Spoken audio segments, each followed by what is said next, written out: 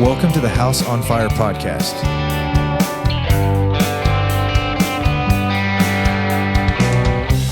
Our aim is to light a fire for Jesus in the homes of those who listen through encouragement and equipping. Let's partner together to advance the gospel in the next generation.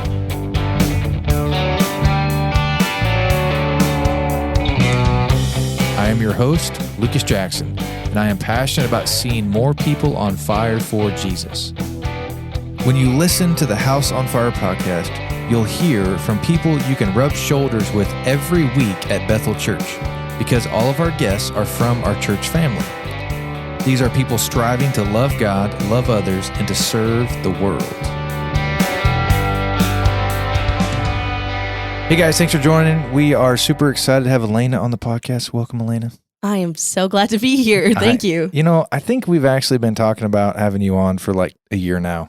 For a minute, yeah. It just took your 35th time to go to Honduras for me to ask you to get you on. I'm glad something did it, though. I know. This is going to be fun. Yes. Well, tell us a little about yourself and your family. Okay. So, my name's Elaina. I live in Fargo. I attend Bethel Church. My family moved here in about 2007-ish, whenever that housing market crash was. Oh, yeah. Whenever that was. That was in 2008. Yes. When the height of that, I think. Yep. So we moved to Fargo around that time. My dad was looking for a new job, and so we moved to Fargo around then. Okay. And we just started looking for churches, found Bethel, and so that's kind of where we got kicked off here, and I've been here ever since. We were like, we like Bethel. I think we're going to call Bethel home. So I've been here since then. Yeah. But my family, though, so it's my parents, obviously me, and I have 3 siblings. My older sister is Corinna. She has Ben, her husband. Yeah. He's okay. And then even better, they have a little baby nephew that they gave me, which is so nice. Little Henry. Love Henry. Gave you. I like they that. They gave him to me, which was really nice of them to do. But I love that baby. And then I have a little sister, Paulina. She's out in Philly doing dental school. Okay. She's newly married. Steven, best brother-in-law. I told him I would say that, so that's what I'm doing. And then I have a little brother, Jeremiah. He's going to graduate this year. So that's a little bit about my family, how I ended up here, that kind of stuff. And if I remember correctly, you have helped do some decor type things for your little nephew. Oh, yeah. I love doing that kind of stuff. That's like a thing that you do, right? Yeah, yep. I redo furniture. I paint walls. Corinna has a vision. She says, this is what I want the nursery to look like. And so I was like, sure.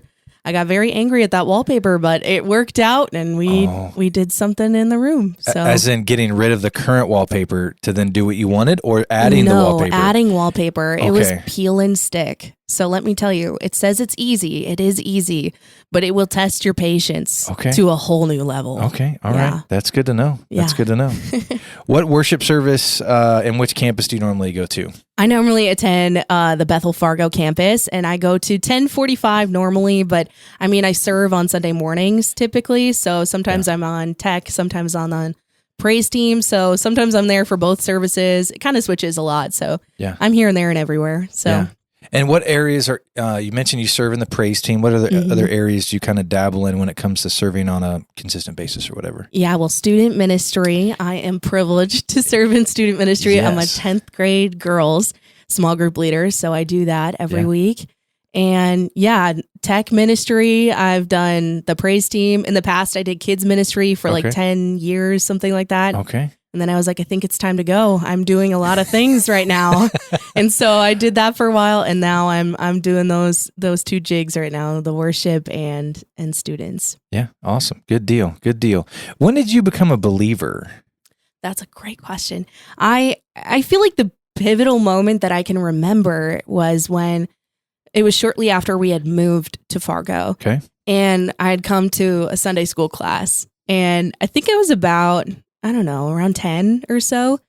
And Pastor Paul at the time was teaching, and he was sharing his testimony, and he was talking about how he used to be a cop. He used to do all these cool things, and I was obsessed with like crime things. I'm 10. I get it. It's probably weird, but I loved CSI and all those things. Yeah. And he just told the story of something that had happened to him. I don't remember all the details of it, but then he gave the gospel message and he said, does anyone like want to receive Jesus? And I was like, that's me. That sounds so cool. Can I be with Jesus? Because cool things happen when you're with Jesus. So I remember doing that when I was about 10 or so. Yeah. But I think like my full like pivotal like face down moment where I was like, man, I need to be living for Christ was really truly in college. Like I was following the Lord, but I wasn't really like face down on my knees in front of the Lord in reverence. Like I know who you are and I love who you are. Yeah. Until college, I would say. Okay. So yeah. And where'd you go to college? I went to NDSU. Okay. I went for theater for a while. That's a fun fact. Okay. I did not know that. All right. It's a world that I love, but I chose not to continue it because it was unique in a lot of ways. And it had a lot of unique challenges, but it taught me a lot. I love theater. I still love doing that kind of thing, but I switched to communications real quick. Okay. And I was actually about a semester out from graduating, and a bunch of things happened in life, and I ended up never graduating, actually. Okay. So that's a fun fact for you. I'm like a semester away from a college degree, and I'm so close, but I'm not there yet. So a God moment happened in between, which is pretty fun. Yeah, no, that's awesome. I love it. Yeah. Well, you recently got back from missions experience, which is kind of what sparked, us, kind of sitting down and chatting about mission stuff. And so tell us all about that. Oh, goodness. Man, this was I can't remember if it's my 5th or my 6th time. Yeah. Something like that to Honduras. But this time was super funny because I originally was like, okay, I'm kind of interested. Yeah. I really want to go on this trip. Like everything in me says, let's go. I would love to be able to serve. And before I went, I was like, I don't know if this is really what God wants me to do. And I was kind of like one toe in the water at the time because I was like, maybe I'm going and helping with the youth trip that might happen. Yeah. And maybe not. I don't know.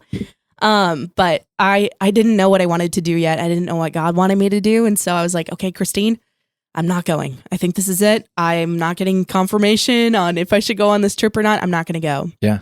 And Christine then later, she texts me after Christmas sometime and she goes, hey, I really think you should go on this trip. I'm not going to interrupt whatever you're like, whatever you think God wants you to do. Obviously do that. But Elaina, I really think we could use you on this trip. Yeah. And here's what it would take. And it was just crazy. I was like, okay, fine, I'll go. And my main concern was like, okay, finances. I really can't just pay out this money and I've not been support raising. Yeah. So how in the world do I go on this trip where I owe, $1,500 plus to go on this trip? And it was crazy because Sundays after that, people were running up to me literally with cash in hand or an envelope or a check. And they're like, hey, I want to support you going on this trip. I heard you're going on this trip. Can I here's this for you. And then I was like, oh, wow. Okay. God really wants me to go on this trip. I really didn't send out letters. I didn't do much. I did a Facebook post and people were running at me. And I'm like, this is awesome. Yeah. It was so much more relational. And so I guess that's way too long of a story to talk about going on the trip. No, but I was fine. like, man, it was so clear this time around. I'm like, God, okay, he has me there. Yeah. What does he want me to do on this trip? Yeah. Because previous trips I've been on, I'm not really sure if I knew 100% if God wanted me to go on the trip. I don't know how you exactly hear that is like God saying, okay, now Elaina, you must go on this trip. For sure. I don't know if that's like what it sounds like for a bunch of people, but I think previous trips I was like, I'm going to go, I'm going to serve. Yeah. And I didn't have a specific role, but I knew I was like, I can do construction. I'll do that. I'm capable. I can do this. Yeah. And so previous trips, I'm like, I'm going to go. I did this construction. I can do whatever you need me to do. I will serve. And I learned so much through those trips that I think that's what made me go, okay, maybe I'm not supposed to go on this one because they actually need me and they actually could use me in these ways. And God actually might do something cool. So maybe I don't want to be a part of it because I don't know what he's going to do. So this time it was super unique, super challenging, actually. Because there were some things that happened that there were barriers, people suddenly couldn't go on the trip. Yeah. Things happened. Pastor Gary was supposed to go and he was teaching, and he was supposed to teach a pastor's conference. He was supposed to teach a group of elderly women and a group of young women with Delia. And Delia and I were talking on the plane, and we were just talking about, wow, God has really provided for this trip in all these different ways. Yeah. And it's been so cool to see that, like literally seats opening up on a plane, or like financial stuff coming in out of the blue. And so I'm like, God really wants us to do this. There's so much opposition, but God really wants us to do this. And so we were talking about topics for devotionals, and she was like, oh yeah, that's a really good one. And we were talking about the lost sheep, and we were talking about these things. And then she goes, actually, I think you're going to teach. And I said, oh, okay, I don't know about that, but sure. And this is on the plane on the way over. On the plane on the way over. And I just knew that this trip, I think I was telling her, I'm like, I think this is supposed to be different. I want this to be relational. And I've been praying about it. I'm like, God, what do you want to do here? Yeah. I want to meet people. I want to know people. I want to remind people that they're seen. I just want to be with them and remind them how much God loves them. And in a different way than just, building a house. Building a house is awesome. Yeah. It's like the craziest, most amazing thing you can do, because you're providing one of their main essential needs. Yeah. But I knew this was supposed to be different. And I told Delia that, and she goes, oh yeah, you're teaching. And so I had to step away from construction, which was like a really hard thing to do, because I was like, I can do that. I'm useful here. I know what I'm doing. Yeah. And I literally, for the first 2 days, it was crazy, because we got to the construction site, and then, 5-10 minutes later, we have to go, because we have to go teach this group of women who are waiting for us right now at the church. And it was crazy, because Jonathan, who leads, he's the mission partner that we partner with in Honduras. And he has, after being down there several times, he calls me his cutter, because I'm really good at cutting the wood. And so he's like, I need my cutter here. Like, I need her to cut the wood. She can do this. And so he goes, here's what you're going to do. Before you go, you're going to cut this pile of wood, and it's all going to be done and done well. I was like, cool. I got it, Jonathan. So I cut a bunch of stuff, and I was like, I can't finish, but you guys got it. And I'm going to trust that you got it, and I'm going to go. Okay, I'm going to go now. And we left. We went to this church, and they were all gathered there waiting for us when we arrived. And then we had kind of talked about subjects on the plane of things we're going to talk about. Yeah. But before we go up to speak, Pastora Maria, the wife of the pastor we work with at that church, she goes, I think you should teach from somewhere in the Psalms. And I was like, okay, where in the Psalms am I going to talk from? We're walking up to the podium, like, to speak. And we're like, okay, what do we say? What do we do? And Delia's like, all right, you go for it. You go for it. She's just patting me on the back so sweetly. And she's going to, like, interpret everything. And I'm like, okay. Because she's bilingual, right? She is amazing. She would say she's not, but she's amazing. She can speak pretty fluently. Okay. All right. Yes. That's There's good to like know. some words that she doesn't know. Okay. But by the grace of God, she figures them out. Okay. And the All Lord right. gives those to her. So she was doing that. But we preached from Psalm 23 and a couple other areas in the Bible. And it was so sweet. It was so beautiful. And there were so many people who were clearly like really touched by what we were saying. And I'm like, I have no idea what I'm doing. Yeah. I have no idea what I'm saying, but it is so clear that the Holy Spirit was like, okay, here's what you're doing, and this is what's going to happen. Yeah. And it was so sweet. And there were women who spoke up. We asked them for their stories and their testimonies afterwards. And they shared just so openly about their life and what they're going through and things God's done in their life. Like crazy stories of healing, crazy stories of like God doing amazing things that we would just consider like, okay, that's a Bible Times thing. Yeah. Like that doesn't happen. But no, it's happening to them, for them in the country. And it's like, oh, they're crazy stories, but it was amazing to see the goodness of God in providing the words to say. And literally, like, these are the things they needed to hear in the moment. Yeah. The next day, we went to do the same thing, but it was a group of young women. And it was, I would say that was my least favorite day. Okay. Not because God didn't move or because of whatever, but Delia and I prepared so much in advance. We're like, okay, well, was mostly me. I'm like, I need a plan.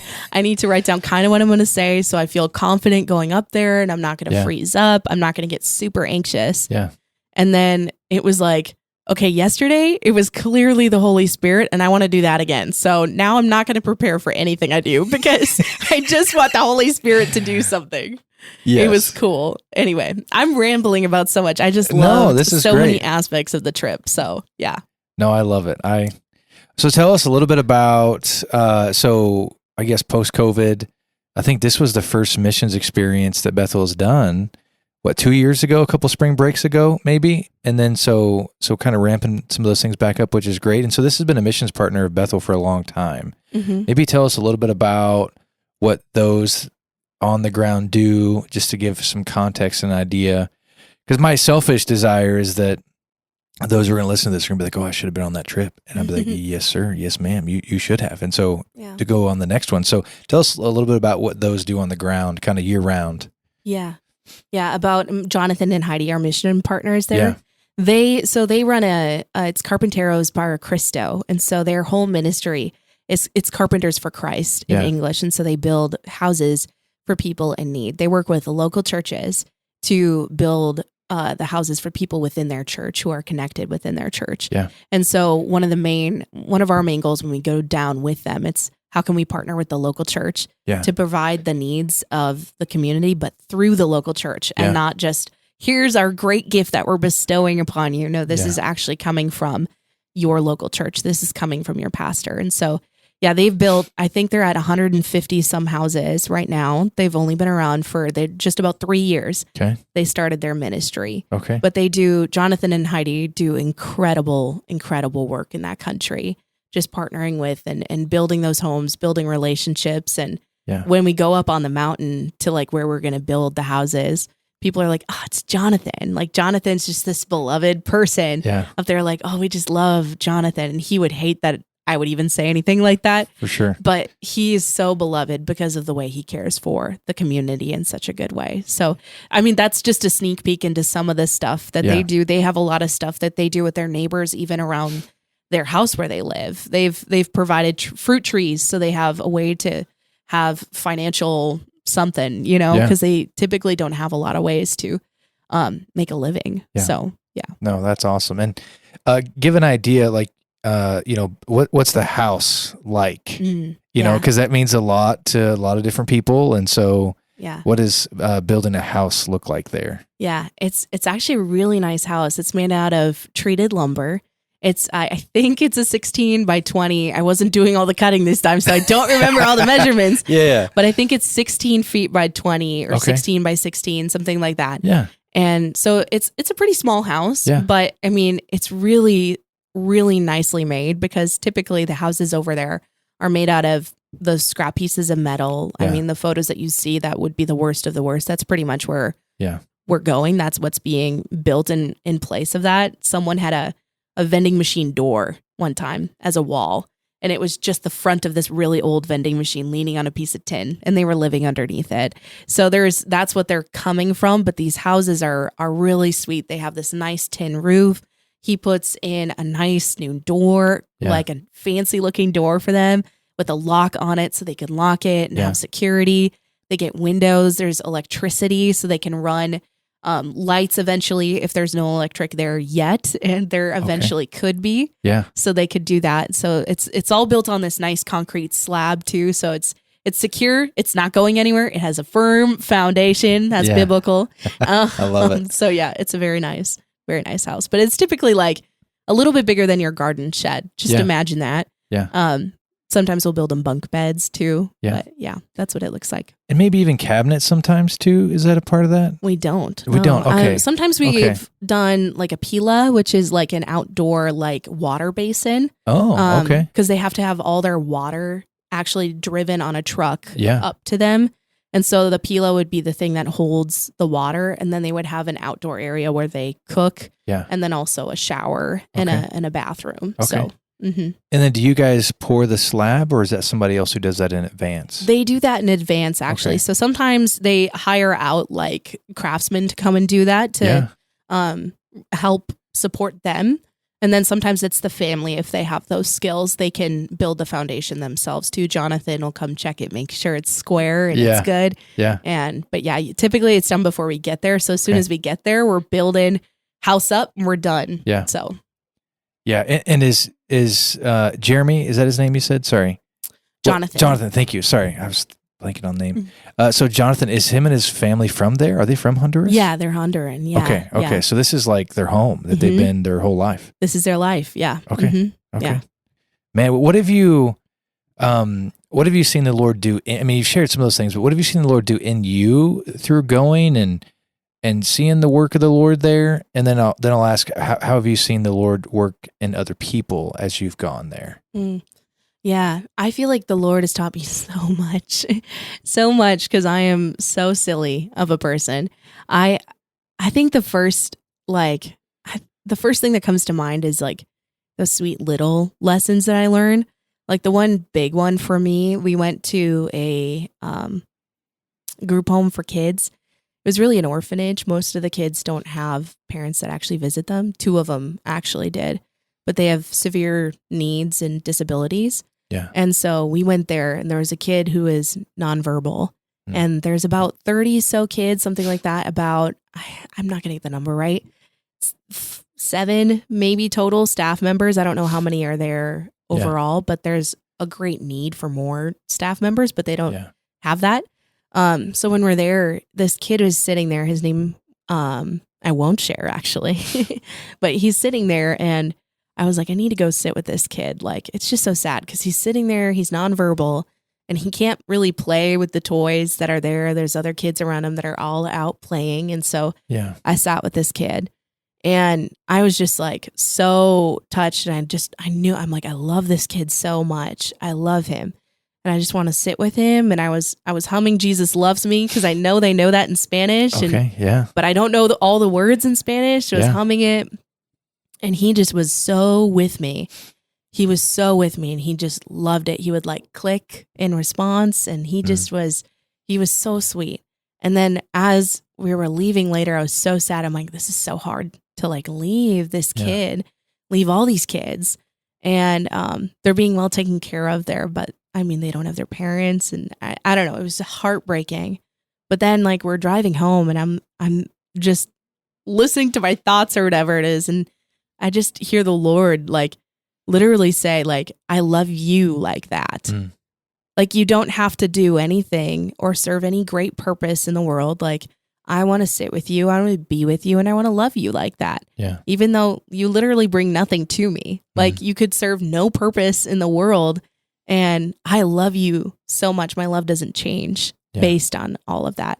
So that's one great, huge thing that I was just like, this is so sweet. Yeah. And I think there's a lot of lessons like that are just so faith building, like pastors teaching and you're like, suddenly the word is alive and you're like, this was totally for me. Yeah. This was totally for me. He's speaking in Spanish and then it's being translated and we're hearing kind of broken sermons, you know? Yeah. But I'm like, this was totally for me. And I heard clearly the whole sermon. Yeah. I'm like, wow, thank you, God. That was really cool. But so I think a lot of those things we can also learn here. But you learn it so differently when you're seeing people in great poverty rely deeply on the Lord. And that was one thing that like, I can't forget about it because Pastora Maria, the great faith that she has and the things that she prays for, God is so responsive to her.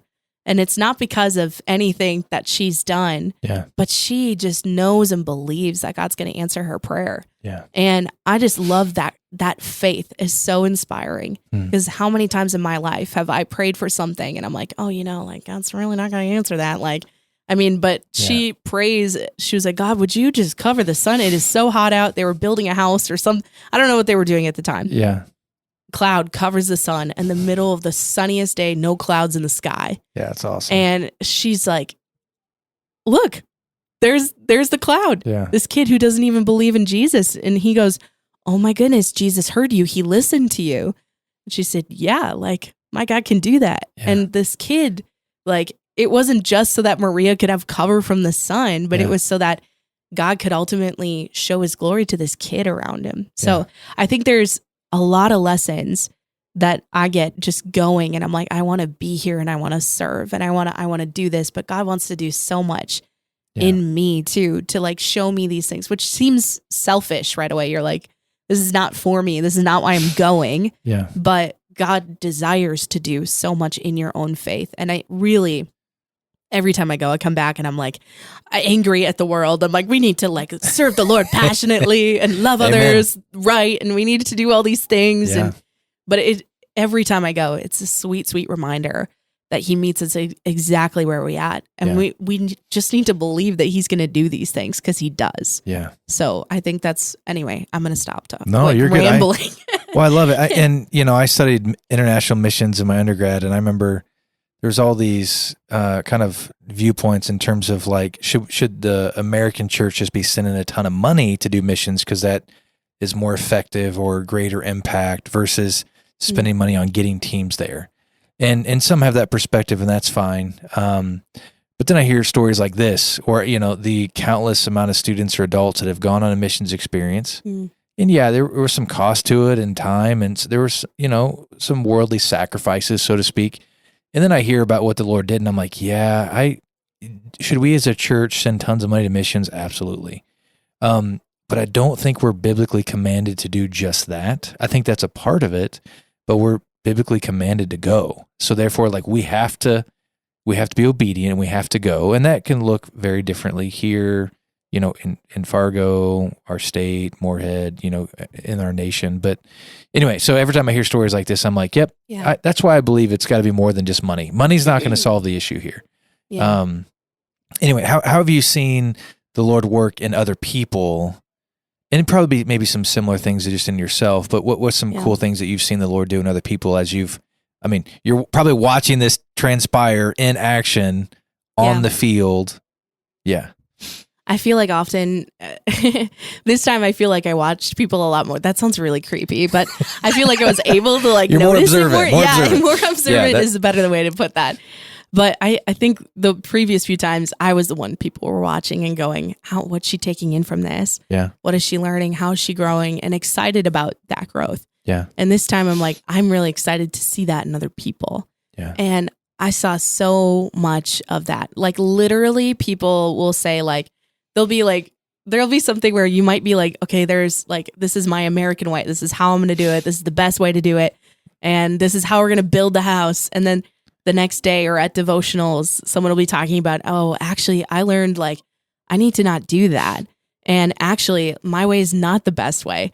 And it's like literally so practical and little, but it's beautiful because like there's all these things we're learning about how, okay, our way is not always the right way to do it. Yeah. The way that we think is best is just not always the greatest. Yeah. So there's that aspect of it. There's also like just literally watching people's faith grow in terms of like, I see God right now. Yeah. Like I see where he's active. And that like, once you see it, you can't forget it. You're like, oh my goodness. And guess what? Our God doesn't change. Yeah. So he's going to be the same when you go back home. Yeah. So how do you apply that when you go back home? And, I was thinking of another one, but another one is like seeing, the poverty level there. That kind of opens your eyes in a whole crazy way. Yeah. That like you have this new sense of gratefulness. That's typically one of the first things you might hear someone say that's been to a third world country for the first time. Yeah. And that alone, on top of seeing God at work, is a crazy, like, they're like, I just didn't know. Oh my goodness. Like we're literally working together right now to provide a house. So for some people, it's learning how the church works together. Yeah. And that's the first experience they've ever had with the church working together well to do something for the kingdom. And so, there's a lot of different ways. Oh, I'm sure we could spend hours on probably, and I used to like be such a doer and I'm still pretty task oriented and I still like getting in the action. And my time on mission experiences, I like watching the missionary just to see like, I don't know, not in a, I just want to be observant to see like, okay, how does he interact with his people? How does he, and I've observed oftentimes where like, missionaries are in the action, they're doing that kind of stuff, but they're also like, maybe in my viewpoint in the past, I'd say they're being lazy and they're just like being with people. And I've tried to change my perspective a little bit, especially since I'm so task oriented and I'm a doer. And I've enjoyed being with people, especially on missions experiences, but like just chilling for a little bit and just watching, just to see, like, I don't know, not to miss things. Yeah. And then you like see things differently. And then you see how like, oh, that, this person over here is like, they're struggling a little bit. Oh, I need to go talk to them. Or like, I don't know. There's just dynamics. I think sometimes we miss those things in the daily life that I've kind of wanted to just to like sit in a chair and just observe the people I care about in action. Not because I'm trying to be lazy, but just to see what is taking place here. Totally. There's so many times I think too where we have to actually stop to see what God is doing. Yeah. Because I mean, I'm built the same way. I'm like, I need to do it. I need to like things in my hands. I need to serve you right now. What do I need to give you? Yeah. What do I need to do? I'm going to build this house. I'm going to build this house. Yeah. But there's ministry's relational. Yeah. And that's why I'm like, this trip, I need to be relational on this trip. I need to see people. I don't need to see the thing that I need to do for the person. Yeah. I need to be with them. And so, which is totally opposite of anything that I'm like skilled for. I'm like, I can build a house. I can put wallpaper up in your nursery. I can do whatever you need me to do. Yeah. But don't make me sit around for 20 minutes and do this. But no, I mean, I learned so much because ministry is relational. Yeah. And oftentimes you're like, okay, this is slow. Nothing is happening here. Yeah. What are we really doing? Like that was my immediate fear when we did like the teaching and I stepped away from construction. We did street evangelism. We walked up to these houses and we're just talking to them.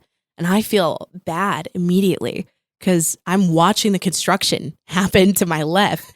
And meanwhile, I'm holding a baby, just talking with the family. Yeah. But this woman is accepting Christ and then inviting us into her house. Yeah. And so I'm like, this is so meaningful. Yeah. It's not more meaningful than this. It's just more relational in this moment. Like we're just being with people. Yeah. And that's why it's also so important to partner with local ministries too, because that's where the relationship continues to happen. Yeah. Because if it's just us, then it's going to go away as soon as we're gone for that week. Yeah. So partnering with the local church, being with Pastora Maria when we did that street ministry was essential because then it drove people into the local church. That was one entire conversation we had with the lady. She didn't like profess. She said she kind of knows God, that kind of stuff. She was dealing with depression and she just needed someone to literally walk with her to church because she didn't have the fear. She didn't have the, I don't know how to say this right, but she was too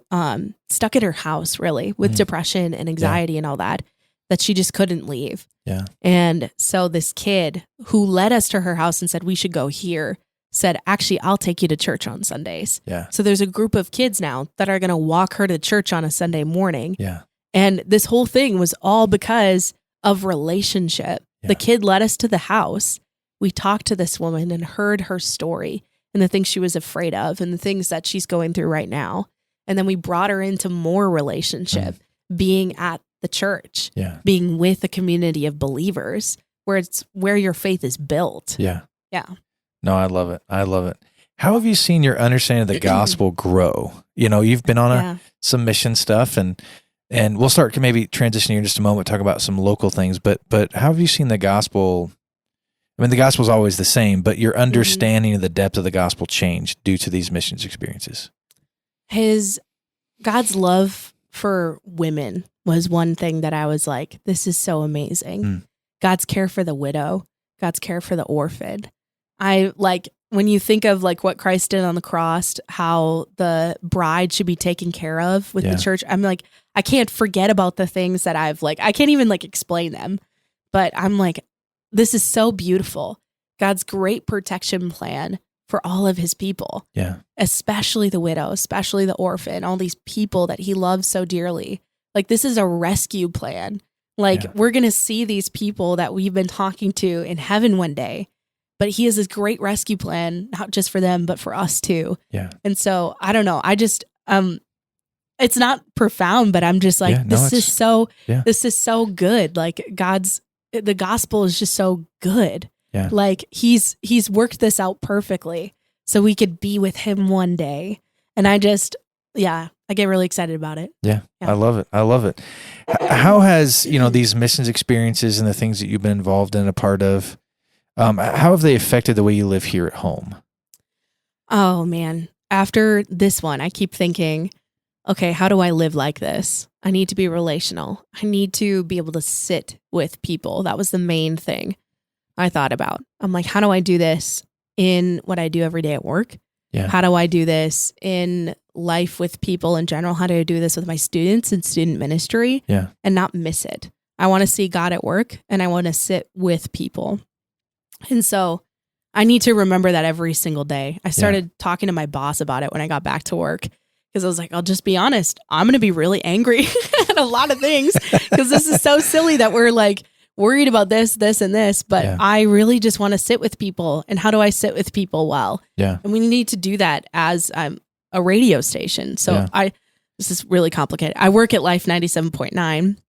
I do listener engagement, and I plan all of our community events and stuff like that. Yeah. And so the biggest heart I have is like, how do we do this for people in the community? Yeah. Because we're just a resource for them. I mean, we're a really loud speaker. We're a big radio station, but like, how do we sit with people individually, and how do we sit with them well when they're maybe not, they don't even know who Jesus is? How do we like provide like resources so they can figure out how to grow in their faith when we're just saying it and they're hearing it, but there is not a direct connection yet. Yeah. And so we desire as a station to connect people to the local church. And so how do I do that every single day? Yeah. See God at work and point people to Jesus and sit with them, whatever they're facing. Yeah. Yeah. No, that's great. If you were to be having a conversation with somebody and they're like, I think, man, I've heard about mission stuff, or, it's maybe a newer thing, or maybe they've, been thinking about it their entire life and they've yet to maybe go on a missions experience, out of the community kind of thing. And they were to, you were to be face to face, you're sitting with them, they're asking you questions. Like, what type of things would you say to encourage them to consider being a part of something like that? Yes, go. I don't know if I'd say much else, because I mean, I don't want to be the one that convinces them to go and do something. Yeah. Because sometimes it's very clearly for some people, and it's not for other people, because I think John Piper talked about, there's a couple groups of people. There's the zealous sender. Yeah. Someone who sends out the people. Yeah. There's the zealous goer. Mm-hmm. And then, I can't remember what the other group is, but you can be sending people, whether it's with prayer, financially, all those things. Yeah. And then there's a goer. Yeah. I think that works globally 100%, but it also works 100% in our local communities. Yeah. And I think we forget about that, because there's great opportunity to be able to go and serve the world. And you should go and do it 100%. If you're available, if that's what God is calling you to do, say yes and buckle up. It's going to be fun. But locally, it's so important too, because God has already called us to the place where you already are. Even if it's a non-Christian organization, He has great things for you to do there. I would say also think about that too. Yeah.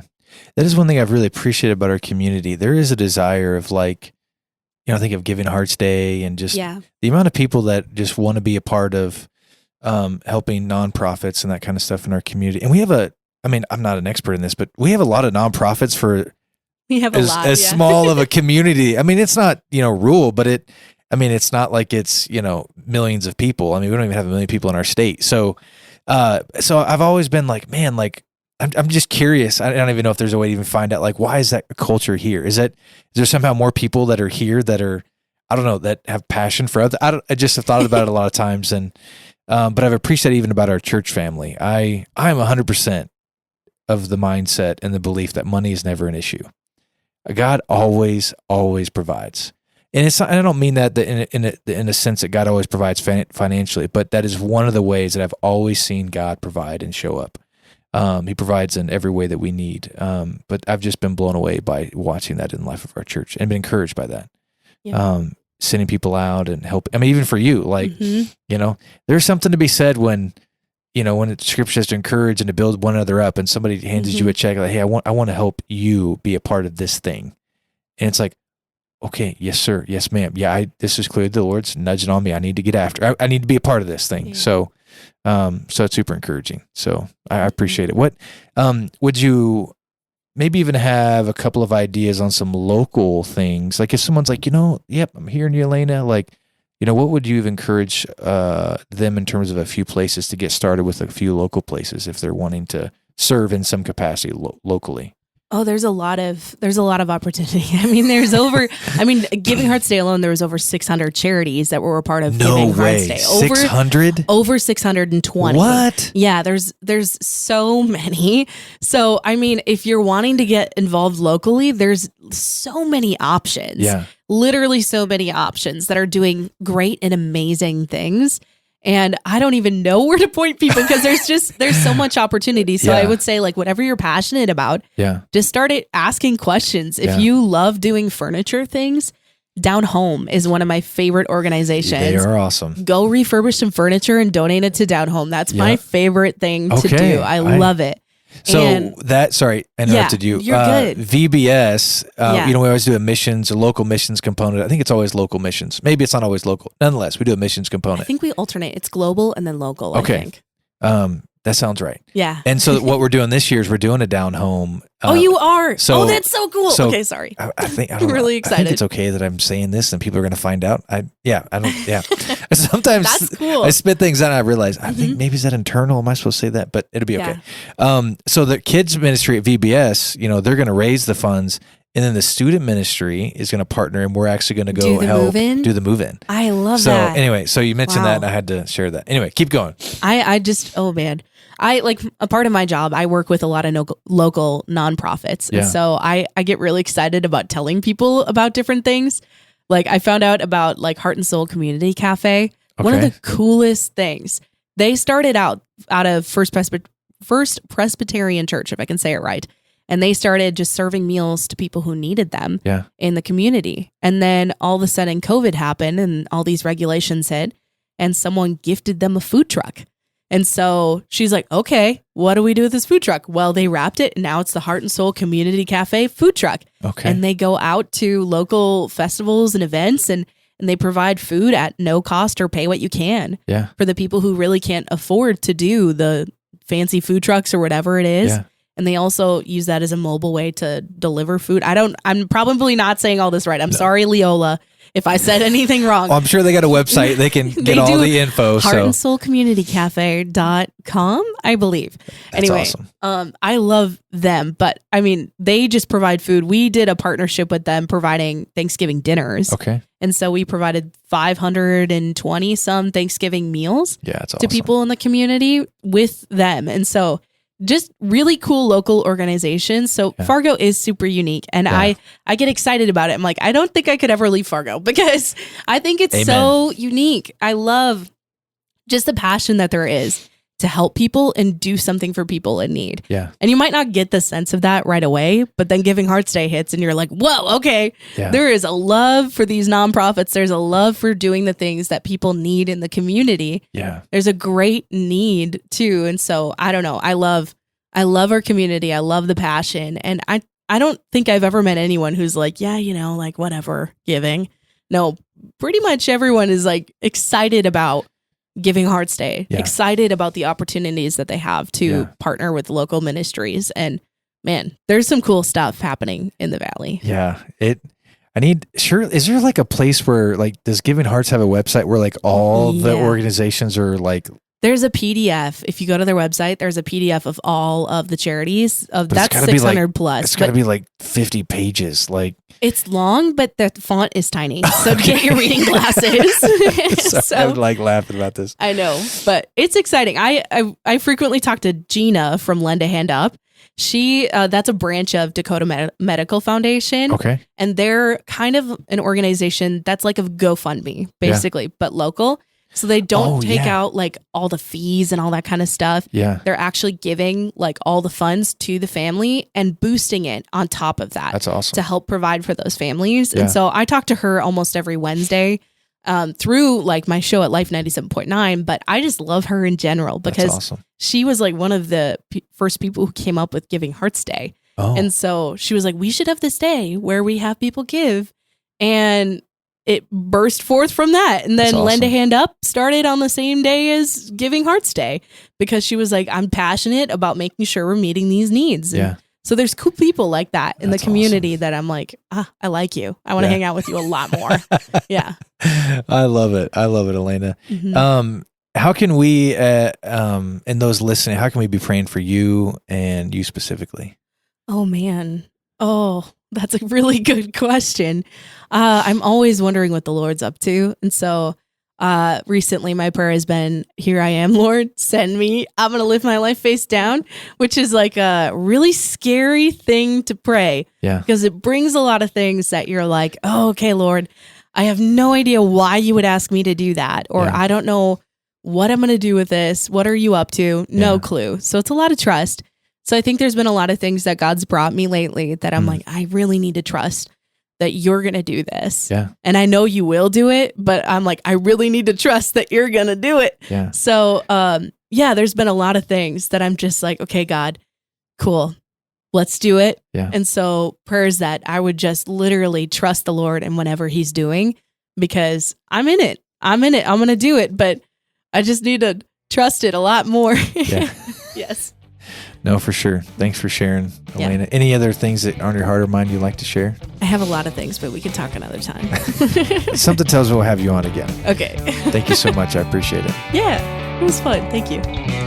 Thanks for joining us for this episode of the House on Fire podcast. Our prayer is that this podcast activates your home for Jesus. May the light of Christ burn bright through you and yours. Until next time.